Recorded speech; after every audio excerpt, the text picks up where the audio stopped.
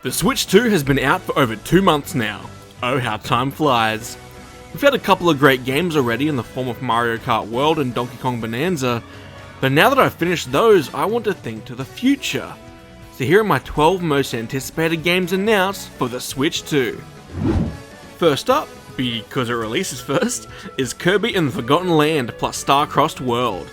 I never got around to playing Kirby and the Forgotten Land on Switch 1 due to financial struggles at the time of its release, but now it's coming out on Switch 2 and I'm gonna have the opportunity to experience this game at its best, and with extra content to boot. While I'm on the Kirby train, the next game I'm excited for is Kirby Air Riders. The first Nintendo home console I ever owned was the Switch 1, so I never had a console capable of playing Kirby Air Ride on the GameCube. However, gameplay I've seen of the original Kirby Air Ride has always looked super fun, and Kirby Air Riders seems to be a passion project for Masahiro Sakurai, so his passion has made me more than excited for this new entry in the series.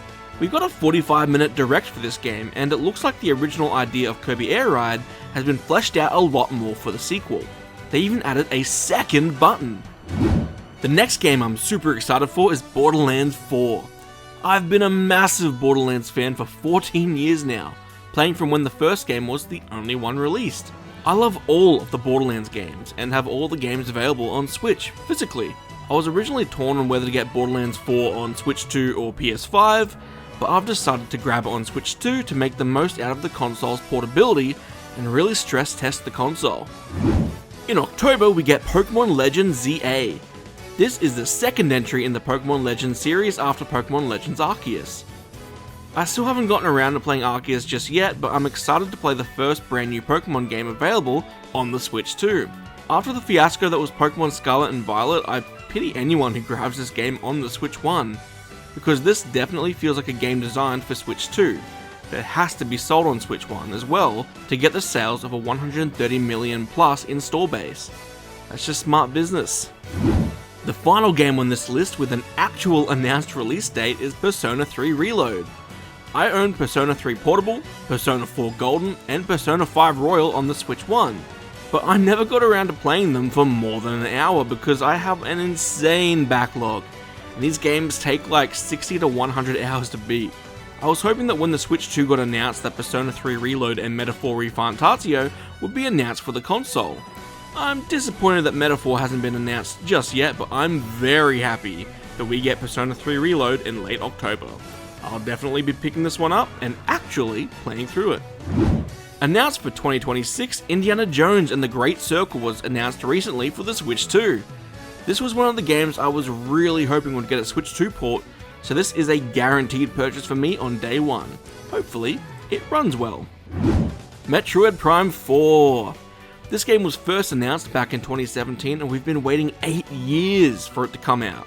I've still only played the first Metroid Prime game, but I'm super excited to play Metroid Prime 4 when it releases, hopefully, soon. The game looks beautiful and seems to run perfectly on the Switch 2 with a mouse mode included. Perfect for this FPS. Elden Ring is possibly my favourite game to come out in the last 10 years besides maybe Alan Wake 2. And at some point in the next year, we will be getting Elden Ring Tarnished Edition for the Switch 2. I've put hundreds of hours into this game already across PS5 and PC, and you can bet your bottom dollar that I'll be spending another 100 when it comes to the latest Nintendo handheld. During Gamescom, some people were able to get hands-on with this port, and unfortunately, as of August 2025, the current build From Software was showing off is very unstable. I don't mind 30 FPS for the game, but I would like it to be locked to that frame rate. Fun fact, I was planning on buying a Steam Deck this year so I could play games like Cyberpunk and Elden Ring portably. But when I saw that the Switch 2 was getting ports of these games, that solidified my decision to grab a Switch 2 over the Steam Deck. But if the Steam Deck ever gets a more powerful revision, I'll definitely pick that one up as well. While I'm talking about one From Software game, I should talk about the other confirmed title coming to the Switch 2 that I'm super excited for. The Duskbloods is an upcoming Switch 2 exclusive game with PvP and PvE elements, and a Bloodborne-esque cross-steampunk aesthetic. I wish I could say more about the game, but we've only had the single, very cryptic trailer so far. But that's all I needed to be insanely hyped for this one. Hyrule Warriors Age of Imprisonment is the third entry in the Hyrule Warriors sub-series. I never ended up playing the first Hyrule Warriors game, but I loved the second game, despite its performance issues. My biggest issue with the second game is that the story that was hyped up turned out to be non-canon, and as such, it became hard for me to recommend to hardcore Zelda fans. Age of Imprisonment doesn't seem to have this issue, as it will be fully canon to the events of Breath of the Wild and Tears of the Kingdom. I'm hoping that the extra power of the Switch 2 will lessen the chance of performance woes in the game. No proper release date for this one just yet. 2 games left on the list, one first party and one third party. I'm going to talk about the first party offering first. I'm looking forward to Splatoon Raiders. Now the only Splatoon game I've played at the moment is Splatoon 2. I played a decent amount of the multiplayer, but what really drew me in was the single player.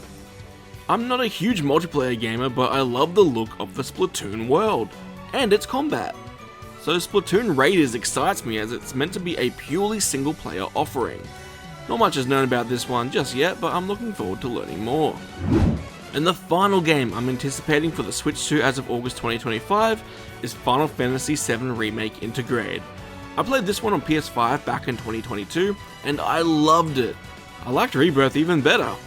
But the idea of being able to play this gigantic and beautiful RPG on the Switch 2 gets me super excited. The Gamescom build for this game seemed to be a lot more impressive than Elden Ring, with the frame rate in performance mode looking like it was locked to 40 FPS, like Cyberpunk's performance mode. I'm keen to relive this story and grind out some side quests on the couch while rewatching Community for the 10th time. And those are the 12 Switch 2 games I'm most anticipating. What does your list look like? Are there any games you think I'm crazy for leaving off my list? Let me know in the comments below. You've been watching HacknDash, and I hope you all have a fantastic week ahead. Catch you on the next video.